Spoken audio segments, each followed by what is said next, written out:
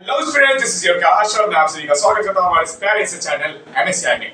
बच्चों, आज हम लोग करने वाले हैं सवाल पे मिसाल आरई इनलोग का सवाल आपसे पास सब कितने 2 मिनट में। तो बच्चों, सबसे पहले यहाँ पे ध्यान से देखिएगा। सवाल आपका कुछ ये है कि ये एक वॉल है, इस वॉल में एक पॉइंट को हिंज कर दिया गया है और सिर्फ एक स्ट्रिंग बांध दी गई है और उस स्ट्रिंग से एक चार्ज क्यू जोड़ दिया गया है जिसका मास m है। ठीक इसी वॉल पर l डिस्टेंस पर एक और चार्ज है q। जी हाँ, उसको उस वॉल पे क्या कर दिया गया है, फिक्स कर दिया गया है। बच्चों, ये आइरोडोम का सवाल है और आपको क्या फाइंड करना है, आपको फाइंड करना है टेंशन। जी हाँ, आपको इस स्ट्रिंग पर लग रहा टेंशन फोर्स फाइंड करना है जल्द से जल्द। तो अगर आप चाहते हैं कि इस तरह के सवाल को आप बस 2 मिनट के अंदर अंदर आराम से 2 मिनट का क्या 1 मिनट में अगर बना रहे तो आपको सीखना पड़ेगा सबसे पहले। जी हाँ, बात कर रहे हैं लेविस थ्योरम की। बच्चों, लेविस थ्योरम है क्या, ध्यान से सुनेंगे। 3 फोर्सेस, जी हाँ, कितना बात कर रहे हैं 3 फोर्सेस।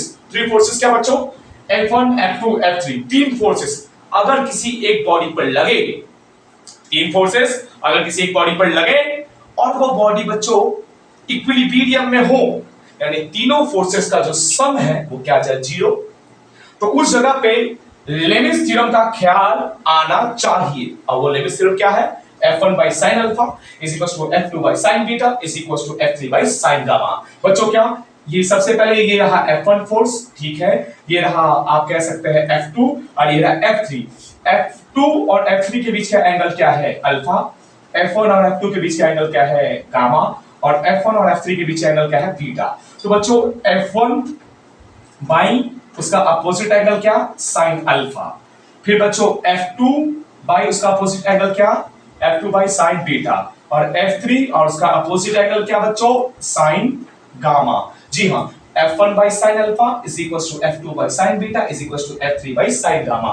यानी क्या कहे बच्चों, सबसे पहले यहाँ पे ध्यान से सुनेंगे लेविस थ्योरम। अगर आपको सबसे पहले यहाँ पे ध्यान सुनेगा, हम बात कर रहे हैं लेविस थ्योरम।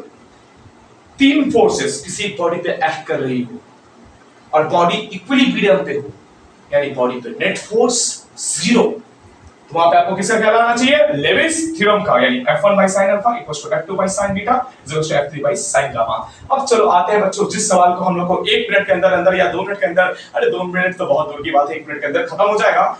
और उस सवाल को लेविस थ्योरम की मदद से कैसे बनाते हैं, आइरोडोम के सवाल को कैसे पल भर में सॉल्व करते हैं, तो चलो देखो। सबसे पहले बच्चों, अगर आप यहाँ पे ध्यान से देखोगे तो आपको पता चलेगा कि ये Q चार्ज और ये Q चार्ज, अगर आप एक इमेजिनरी लाइन ड्रॉ करोगे तो आपको पता चले ये Q चार्ज इस Q चार्ज पे क्या लगाएगा, बाहर की ओर इलेक्ट्रोस्टैटिक फोर्स Fe। यस और नो, इस स्ट्रिंग पर क्या लगने वाला है, टेंशन फोर्स T, जो कि हम लोग को निकालना है। और ठीक इसके नीचे में क्या लगने वाला है, इस Q चार्ज के इसके मास की वजह से। और हम बात करें बच्चों, ठीक आप कह सकते हैं नीचे की ओर क्या लगने वाला इसका वेट फोर्स mg। बच्चों, यहां से यहां तक ये L है, यहां से यहां तक ये L है। अगर दो साइड सेम होते हैं उसका अपोजिट एंगल भी सेम, यानी अगर मैं इस एंगल को x बोल दूं तो ये एंगल भी क्या हो जाएगा, x। और बच्चों, अगर ये एंगल x है तो ये कितना हो जाएगा, x। तो बच्चों, ये एंगल कितना बचेगा लीनियर पेयर से, जी हाँ 180 माइनस x। तो बच्चों, ये भी कितना हो जाएगा, सेम 180 माइनस x। अब देखो बच्चों, टेंशन निकालना है, ये रहा लीनियर टेंशन फोर्स T। आप एक चीज फील करो, एक ये चार्ज है, ये रहा चार्ज Q जिसका मास है m। इस पर 3 तरह के फोर्स लग रहे हैं, टेंशन फोर्स, इलेक्ट्रोस्टैटिक फोर्स और वेट फोर्स।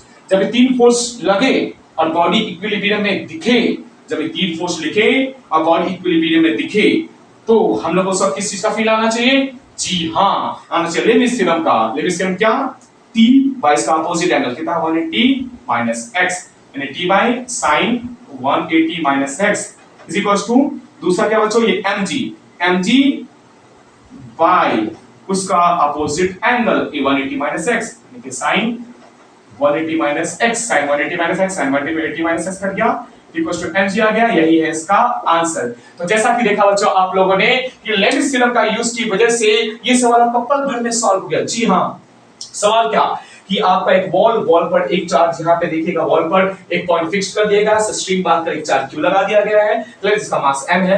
इसी वॉल पे L डिस्टेंस पर, यानी जितना स्ट्रिंग का लेंथ है उतना ही L डिस्टेंस पे एक अनदर चार्ज Q को हिंज्ड कर दिया गया है। ये पूरा का पूरा सिस्टम किसमें, इक्विलिब्रियम में। ये गिवन था क्वेश्चन में, इक्विलिब्रियम पूरा का पूरा सिस्टम किसमें, इक्विलिब्रियम में था, ये गिवन था। क्या किया हम लोग, बस कुछ नहीं, सोचे यहां से यहां तक L है, यहां से यहां तक L है, तो अगर ये x तो ये भी x, और ये x तो ये भी x, तो ये लीनियर पेयर के हिसाब से ये तो हो जाएगा 180 - x, तो ये भी हो जाएगा 180 - x।